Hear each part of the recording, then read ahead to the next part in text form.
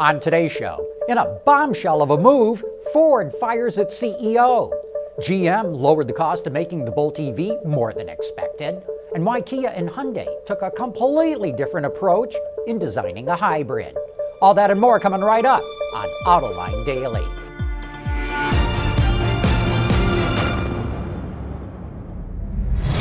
This is Autoline Daily, the show for enthusiasts of the automotive industry. And in a stunning move this morning, the Ford Motor Company fired its CEO, Mark Fields, and replaced him with Jim Hackett, the executive who was running Smart Mobility LLC, Ford's subsidiary that was created a year ago to get the company into mobility services. Rumors had swirled around Detroit since last fall that the board of directors was not happy with Fields.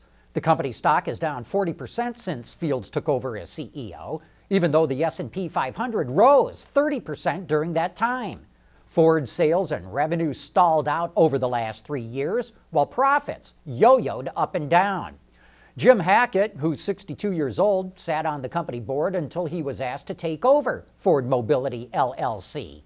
He was previously the CEO of Steelcase, the furniture company that he's credited with revitalizing over a 30-year career. He also served as interim director of the University of Michigan's athletic program and is credited with bringing Jim Harbaugh in as football coach, which completely revitalized that program.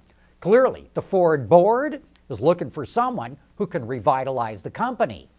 Ford also promoted Joe Hinrichs to run all global operations for the company. He's currently in charge of operations for the Americas. And Jim Farley, who's currently in charge of Ford's European operations, is being promoted to handle all sales and marketing globally for the company, including the Lincoln brand. Ford is also letting its vice president of corporate communications go. Ray Day is being replaced by his second in command, Mark Truby. Here's my Autoline insight. This is a bold but somewhat disconcerting move. It's unclear how a new CEO could revitalize sales of passenger cars or accelerate the company's move into autonomy and mobility. But with the big drop in the stock price, the board needed to do something to show that it was taking action. Mr. Hackett will be under pressure to show quick results, and all of this will be watched very carefully at General Motors.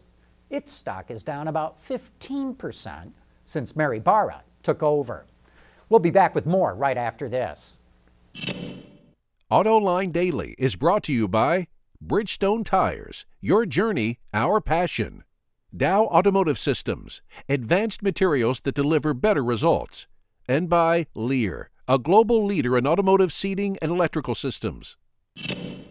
There's a lot of debate over whether or not electric cars will catch on with consumers, but a new report from UBS shows it could happen sooner than we expect.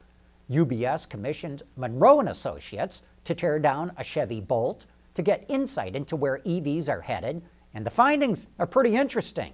The researchers found that the EV powertrain is about $4,600 cheaper to make than they previously thought, but they estimate that GM currently loses $7,400 on every Bolt that it sells.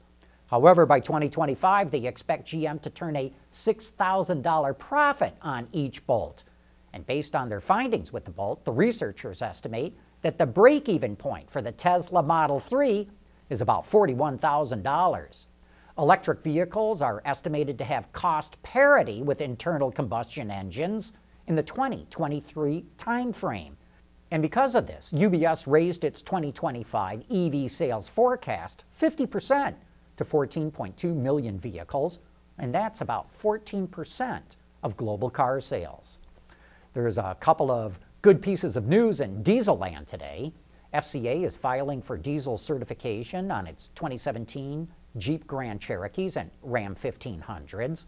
The engines come with updated emission software calibrations, which the automaker believes will resolve its issues with the EPA and the California Air Resources Board. If the certification goes through, FCA hopes to apply the same software fix to other vehicles, including 2014 through 2016 Grand Cherokees and Ram pickups.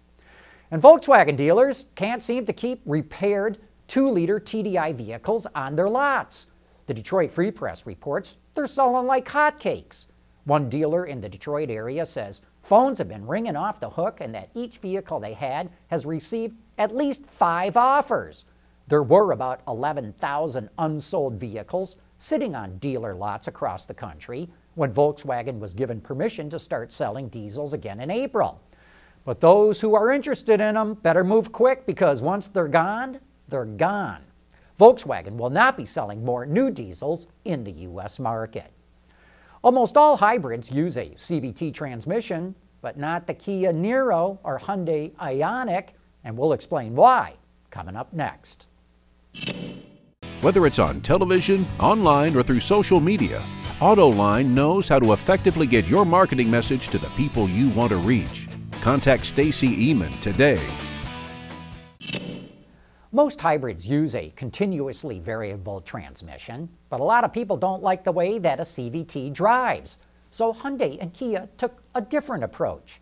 On last week's Autoline After Hours, Steve Kozowski, the National Manager of Strategic and Business Intelligence at Kia Motors America, explained why they went a different way with a different kind of transmission. A couple things drove that decision. One is efficiency. So the DCT is innately, 5, 6, 7% more efficient than like a planetary automatic. That was one, but it feels different. And if you were to just step back and say, what are some keywords that apply to as eCVT? Mushy, sloppy, soupy. And if you look at a DCT, it's crisp, engaged, sporty. And one of the things we also... But bad launch. Well, it takes some very careful software and tuning to get that right. But the launch also is enhanced with the electric motor. So that's... Well, that's what I'm getting at. You sort of... I've driven, the Ioniq, and that's what so much impressed me about the car, is even though CVTs are making great progress, they still have issues, let's put it that way. The approach that you guys have taken does not have that mushiness, and you don't have the launch problems with the DCT. That's right. Yeah, so you take the torque converter out, and then on a normal car without a torque converter, you got nothing until it comes on cam, so to speak, right? But with the electric motor there, you have instant torque from 0 RPM, so that fills in where you don't have the displacement or the torque converter to provide the torque down low. So that really works well. To learn more about Hyundai's and Kia's other vehicles, you can watch that entire discussion right now on Autoline.tv or look for it on our YouTube channel. But that's it for today's show. Thanks for watching, and please join us again tomorrow.